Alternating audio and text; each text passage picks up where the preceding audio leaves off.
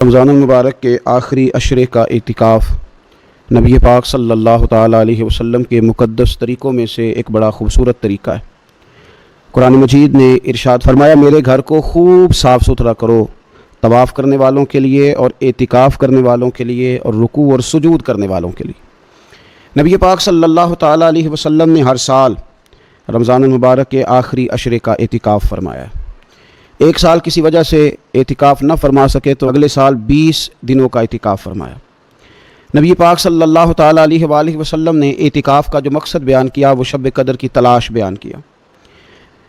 اعتکاف سے مراد یہ ہے کہ انسان سارا کچھ چھوڑ چھاڑ کے اللہ تعالیٰ کے گھر میں اس کی عبادت کے لیے، اس کو راضی کرنے کے لیے بیٹھ جائے، اور 10 دن جب وہ مسجد شریف میں حاضر رہتا ہے تو حضور صلی اللہ تعالیٰ علیہ وسلم فرماتے ہیں اللہ تعالیٰ اسے 2 حج اور 2 عمرے کا ثواب عطا کرتا ہے۔ اعتکاف کے اندر کچھ باتیں بڑی ضروری ہوتی ہیں، جیسا کہ انسان کو بلا ضرورت ہے تبھی مسجد سے باہر نہیں آنا، اس کو کوئی فضول بات نہیں کرنی، اس کو کوئی ایسا کام نہیں کرنا کہ جو شریعت اسلامیہ جس سے منع کرتی ہو۔ اس کے ساتھ ساتھ کچھ اعتکاف کے آداب بھی ہیں کہ اس نے 10 دن مسجد کے اندر رہنا ہے تو آخر اس نے کرنا کیا ہے۔ ہمارے ہاں لوگ مسائل پوچھ لیتے ہیں اور مسائل پوچھنے کے بعد پھر ان کی گنجائش سے بہت زیادہ فائدہ اٹھاتے ہیں۔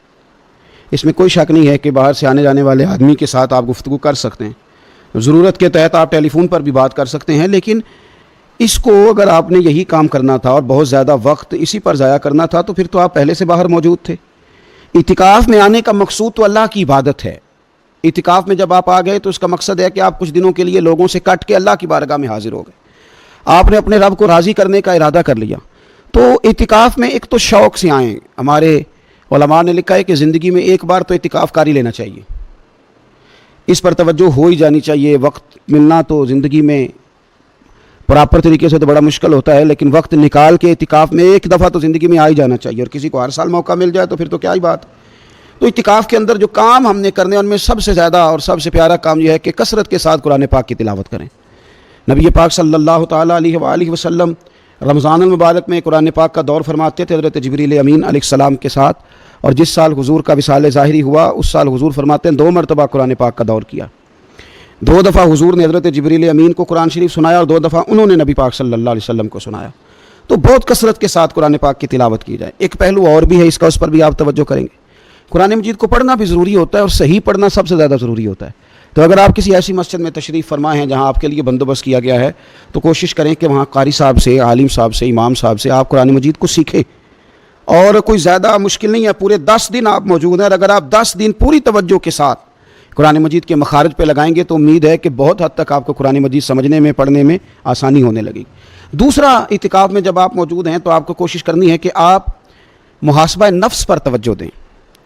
آپ اپنے اوپر غور کریں، زندگی میں کون سی ایسی غلطیاں ہیں جو جان نہیں چھوڑ رہی، ان کی کس طرح کر کے اصلاح کی جا سکتی ہے، کون سے ایسے کام ہیں جو میں کرتا ہوں تو اس غلطی میں زیادہ مبتلا ہو جاتا ہوں، اور کون سی ایسے کام ہیں، کون سی ایسی جگہ ہیں جہاں میں جاتا ہوں تو میرا ان غلطیوں سے نکلنے میں مجھے وہ جگہیں اور وہ کام مددگار ہوتے ہیں۔ تو اپنے محاسبہ نفس پر توجہ دی جائے۔ اعتکاف کے 10 دنوں میں موقع ملتا ہے انسان کو اپنے لیے سوچنے کا۔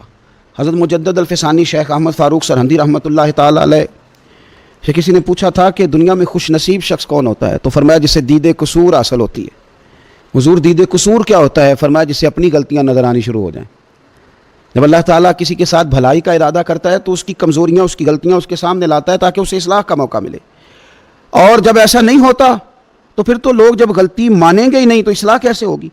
تو اعتکاف کے 10 دنوں میں محاسبہ نفس پر خاص توجہ دیں، اپنی زندگی میں اپنا حساب کریں، اپنا حساب۔ اور جناب عمر فاروق رضی اللہ تعالیٰ عنہ کی وہ روایت ہمیں بتاتی ہے کہ حساب کر لو اس سے پہلے کہ تمہارا حساب کیا جائے۔ تیسری بات، ایک تو قرآن پاک پڑھیں گے، ایک محاسبہ نفس کریں گے، تیسری بات مراقبہ کریں۔ کچھ دیر کے لیے بیٹھیں، یہ غور کریں کہ رب تعالیٰ نے ہمیں نعمتیں کتنی عطا فرمائی ہیں، پھر یہ غور کریں کہ ان نعمتوں کے بارے میں، ان نعمتوں کے ساتھ ہماری عبادت کتنی ہے، ہمارا شکر کتنا ہے۔ زندگی اپنی کا حساب لگائیں، غور کریں کہ کتنا کچھ ہے جو ہمیں محنت سے ملا ہے اور کتنا ہے جو بغیر محنت کے ملا ہے، اور کون سی ایسی نعمتیں ہیں جن کا ہم نے شکریہ ادا کیا اور کون سی ایسی ہیں جن پر ہم نے کبھی توجہ ہی نہیں کی کہ یار یہ تو بہت بڑی نعمت ہے جو اللہ نے ہمیں عطا کی ہوئی۔ اپنی گردن کو جھکا کے تھوڑا غور و فکر کریں۔ تفکر کا درس دیا ہے قرآن پاک نے، بار بار کہا ہے तफक्कुर करो, गौर करो, तदब्बर करो, तो ये हमें मौका मुयसर आता है। चौथी बात, इत्तिकाफ़ के दिनों में अपने रब करीम के साथ अपनी तवज्जो को लगाएं। कुरान हकीम ने जो कहा ना कि रब की इबादत इस तरह करो कि तुम्हें ना यकीन हासिल हो जाए, खुल कर उसकी बारगाह में सजदे करें, दुआएं मांगें। हमारे सूफिया फरमाते हैं कि एक वक्त आता है कि इंसान को खुद इत्मीनान क़ल्बी नसीब हो जाता है, उसे महसूस होता है कि वाकई मेरा रब मुझसे राज़ी है, उसे महसूस होने लगता है कि मैं अपने मालिक के करीब चला गया। वो इस कसरत से नफल पढ़ता है, इस ज़ौक़ के साथ वो उसकी बारगाह में दुआएं करता है, इस शौक़ के साथ वो तिलावत करता है, खुद महसूस करने लगता है कि अब मेरा दिल लगने लग गया है, अब मैं दुआ मांगता हूँ तो मुझे लगता है कि कबूलियत मेरी दुआओं के करीब आने लगी है। अल्लाह ने हमें ये मौका दिया है कि हम खूब इस पर तवज्जो करें। पाँचवीं बात इतिकाफ़ वालों की खिदमत में ये अर्ज़ करनी है कि पूरे 10 दिन हमारे पास मौजूद होंगे और हमने मस्जिद में होना है, तो क्यों ना ऐसा करें कि अज़ अव्वल ता आखिर, सुबह से शाम तक हम हर वही काम उसी तरीके से करने की कोशिश करें जो तरीका हमें रसूल पाक ने अता फरमाया। हमारा खाना पीना, सोना, जागना, बोलना हुजूर की इत्तिबा में ले आए। हम इन 10 दिनों में हम प्रैक्टिस करें कि हमने सुन्नत के मुताबिक, हुजूर के तरीके के मुताबिक सारे काम करने। आप अगर ये इरादा करेंगे तो पता है मदीने वाले महबूब अलैहिस्सलाम ने फरमाया, जिसने मेरी एक सुन्नत को ज़िंदा किया गए गुज़रे दौर में, रब उसे 100 शहीदों का सवाब अता फरमाएगा। तो इतना एजाज़ है। तो इन 10 दिनों में होना भी मस्जिद में है, होना भी बावुज़ू है, तो क्यों ना सारे काम सीखा जाए, पढ़ा जाए उससे पहले कि खाना किस तरह खाना सुन्नत है, और किस तरह बैठ के खाना सुन्नत है, और फिर किस तरह करके गुफ्तगू करना हुजूर अलैहिस्सलाम का मुक़द्दस तरीका था, वो किस तरह से फूल झड़ते थे जिनसे लोग फैज़ हासिल करते थे। तो इतिकाफ़ में अपनी मसरूफ़ियात को इन 5 कामों में लगाएं। एक तो तिलावत कुरान हकीम करें, दूसरा मुहासबा नफ्स, तीसरा मुराक़बा करें, तदब्बर करें, गौर करें अपने ऊपर भी और अल्लाह तबारक व तआला की निशानियों पर भी, और चौथा ये कि कोशिश फरमाएँ कि हम अपनी इबादत को, अपनी दुआ को, अपने इस्तिग़फ़ार को इस तरह का बनाएं कि हमें महसूस हो कि कुर्ब इलाही के जानिब हमारा सफ़र है। और पाँचवा, इन 10 दिनों में सुन्नत और शरीयत की वो सारी चीज़ें जिसका दीन हमसे मुतालबा करता है। अब तो हम बिल्कुल दुनिया से एक साइड पे होकर बैठे हैं, अब तो इस तरफ तवज्जो करें। अल्लाह ताला समझने की तौफ़ीक़ अता फ़रमाए।